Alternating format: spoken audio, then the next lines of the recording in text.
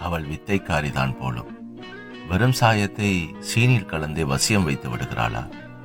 இல்லை, அகன்ற அவள் கருவழிகளை பார்த்து கொண்டே பருக வைத்து போதையேற்றுகிறாளா?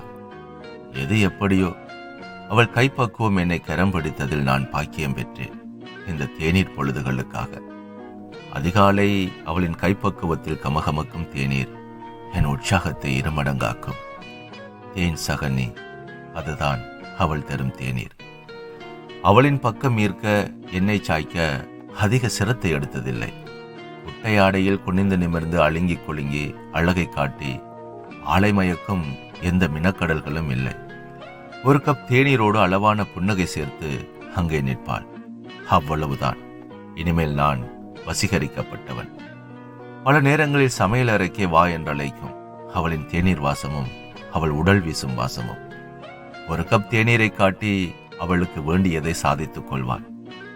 இப்பொழுதெல்லாம் கட்டிலறையை விட சமையல் அறையில் தான் காதில் கனிந்தொழுகுகிறது.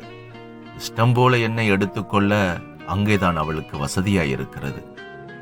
பிறகென்ன, அவள் இஷ்டங்களை இன்பங்களாய் கொடுக்க ஒரு கோப்பை தேநீருக்கு என் ஆண்மையை அடமானம் வைக்கிறேன். இந்த சிறு பெண்ணை அங்கு பார்த்தேன், மின்னல் தெரிந்தது அது